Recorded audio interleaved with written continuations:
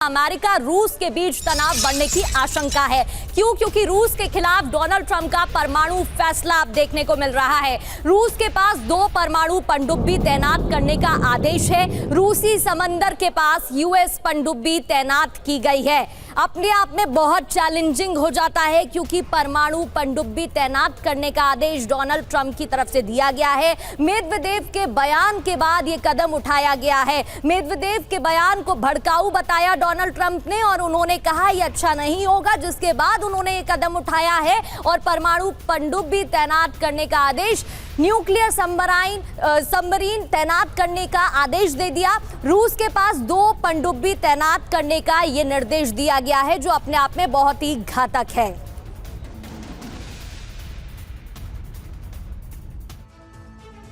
Donald Trump ने यह निर्देश दिया, लेकिन यह निर्देश उन्होंने कब दिया? मेदवेदेव के बयान के बाद उन्होंने यह फैसला लिया है। दरअसल मेदवेदेव ने बयान दिया था और उस बयान को भड़काऊ डोनाल्ड ट्रंप ने बताया। मेदवेदेव ने यूएस पर हमले की धमकी दी थी और रूसी सुरक्षा परिषद के उप प्रमुख है मेदवेदेव, जिन्होंने धमकी दी थी हमले की, जिसके बाद ही डोनाल्ड ट्रंप ने बयान दिया कि उन्हें यह बयान भड़काऊ लगता है और उसके बाद ये फैसला। तो डोनाल्ड ट्रंप ने कहा कि अपने देशवासियों की सुरक्षा के लिए उन्होंने ये कदम उठाया, लेकिन वाकई में इसके क्या मायने हो जाते हैं ये भी आपको समझा देते हैं। दरअसल रणनीतिक दबाव, न्यूक्लियर डिटरेंस का संकेत देने की कोशिश की गई है। इतना ही नहीं, समंदर में रूसी गतिविधियों की निगरानी भी रखी जा सकती है, क्योंकि पहले ही रूस की तरफ से तो तैनात सबमरीन की ही जा चुकी थी। रूस को चारों तरफ से घेरने की रणनीति तैयार की जा रही है। निगरानी भी आसानी से हो पाएगी। बेलारूस में औरशनिक तैनात करने पर प्रतिक्रिया दी गई है। साफ है, निगरानी के लिए और दबाव बनाने के लिए यह फैसला लिया गया है। लेकिन आखिर रूस सीमा के पास कहां हो सकती है अमेरिकी पनडुब्बियां की तैनाती? कुछ संभावनाएं ऐसी भी नजर आ रही हैं। हमारे साथ लगातार मनीष जुड़े हुए हैं। मनीष, क्योंकि आप ये वही इलाका है जहां पर आप लगातार रिपोर्ट भी दिखाते रहे हैं दर्शकों को, लौटूंगी आपके पास, लेकिन पहले दर्शकों को ये बता दें कि बाल्टिक सागर, कैलिनिनग्राड पश्चिमी रूस को दबाव में रखना चाहता है और इस वजह से ये फैसला लिया गया। जापान सागर, रूसी पैसिफिक फ्लोट की गतिविधियों पर नजर रखना भी एक बड़ा कदम हो जाएगा। इसके अलावा आर्कटिक क्षेत्र, बढ़ती रूसी सैन्य मौजूदगी की निगरानी भी आसान हो जाएगी और इस वजह से ये वो इलाके हैं जहां पर तैनाती की गई है। इस बीच एक और बड़ी खबर बता देते हैं, जो अमेरिका से टकराव पर रूस के विदेश मंत्री लावरोव ने बयान दिया है। लावरोव ने कहा है कि दोनों देशों को टकराव से बचना चाहिए। दोनों देशों को कोशिश करनी चाहिए कि टकराव ना हो।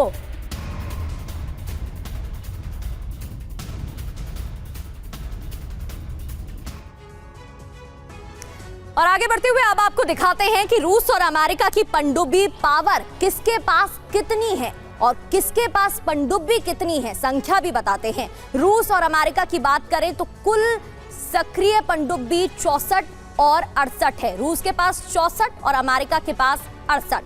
बैलिस्टिक मिसाइल पनडुब्बी की बात करें तो 10 से 12 रूस के पास, 14 अमेरिका। अटैक पनडुब्बी की बात करें तो 28 से 30 रूस के पास और 54 अमेरिका के पास। क्रूज मिसाइल पनडुब्बी की बात करें तो 8 अमेरिका के पास और 8 रूस के पास और 4 अमेरिका के पास। डीजल की बात करें तो डीजल इलेक्ट्रिक पनडुब्बी 20 से ज्यादा है रूस के पास, लेकिन अमेरिका के पास एक भी नहीं है। और न्यूक्लियर पावर पनडुब्बी की बात करें तो 44 से ज्यादा है रूस के पास और अभी 68 है अमेरिका के पास। अमेरिकी पनडुब्बी की ताकत और इसकी तैनाती की चर्चा लगातार हो रही है। आपको रूसी पनडुब्बी की ताकत के बारे में भी जानकारी देते हैं। टीवी 9 संवाददाता मनीष झा की एक रिपोर्ट दिखाते हैं, जहां मनीष रूस के कैलिनिनग्राड एरिया में पहुंचे थे और यहां रूसी पनडुब्बी के बिल्कुल पास पहुंचकर उन्होंने जायजा लिया था और बताया था कि इसका इस्तेमाल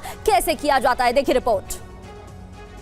रूस के पास एक से बढ़कर एक सबमरीन है जो परमाणु हथियार के साथ लड़ाई करने में सक्षम है और आज हम आपको रूस की नेवी का एक सबमरीन दिखा रहे हैं। इस सबमरीन का नाम है B413, जो कि रूस की नेवी के प्रोजेक्ट 643 का हिस्सा है। 91.3 मीटर लंबे इस सबमरीन को देखिए, ये पानी के अंदर 90 दिन तक लगातार रह सकती है। इसमें एक साथ रूस की नेवी के 80 पर्सनल रहा करते हैं और इस सबमरीन में 22 टॉर्पीडो लगे हुए हैं। इसके अगले हिस्से में आप देखिए तो अगले हिस्से में यहाँ पर सोनार डिटेक्ट सिस्टम है। वहीं इसके बीच वाले हिस्से को आप देखिए तो इस सबमरीन को तो ये एंटीना लगे हुए हैं, अलग अलग तरह के एंटीना। इसमें से एक एंटीना है जो कि ऑल्टोमीटर है, यानी वो ऊंचाई बताती है या गहराई बताती है कि सबमरीन पानी के अंदर कितने गहरे में है या फिर पानी के ऊपर सरफेस पर वो कितने ऊंचे में इस वक्त मौजूद है।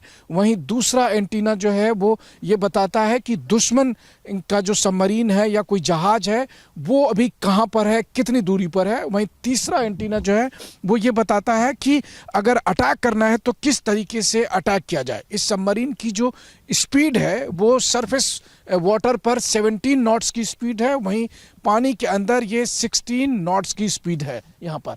और सबसे बड़ी बात है कि यह सबमरीन रूस के बाल्टिक सी फ्लीट का हिस्सा रहा है। और अहम बात यह भी है कि इस सबमरीन को क्यूबा मिसाइल संकट के दौरान क्यूबा भेजा गया था। मनीष, रिपोर्ट हम दर्शकों को दिखा रहे थे, आप कैलिनग्राद गए थे और यहाँ पर नेवल तैयारियों का जायजा भी लिया था, लेकिन जिस तरीके से अभी फैसला लिया गया है ट्रंप की तरफ से और 2 परमाणु सबमरीन तैनात करने की बात कही जा रही है, क्या फिर से शीत युद्ध जैसी परिस्थितियां बन सकती हैं? देखिए, वो कहते हैं ना कि इतिहास खुद को दोहरा रहा है, लेकिन मुझे लगता है कि ये शीत युद्ध से भी ज्यादा बड़ी गंभीर समस्या है।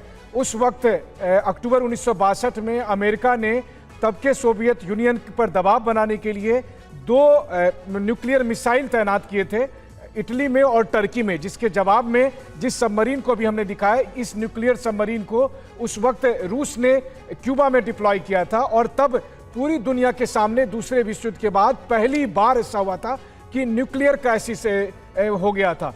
लेकिन वो संकट तो टल गया। लेकिन आज आप देखिए कि जिस तरीके से प्रेसिडेंट ट्रंप ने रूस के खिलाफ 2 न्यूक्लियर सबमरीन भेजा है, ऐसी स्थिति में यह मामला और अधिक गंभीर हो जाता है। मान लीजिए अगर इसके जवाब में पुतिन ने अपने न्यूक्लियर सबमरीन अमेरिका में भेज दिया, तो जो युद्ध अभी रूस और यूक्रेन के बीच में चल रहा है, जिसमें अमेरिका डायरेक्ट पार्टिसिपेट नहीं कर रहा, लेकिन तब ये हालात बन सकते हैं इस घटनाक्रम के बाद, ट्रंप के इस इनिशिएटिव के बाद, कि कहीं अब सीधे रूस बनाम अमेरिका की सीधी जंग ना शुरू हो जाए।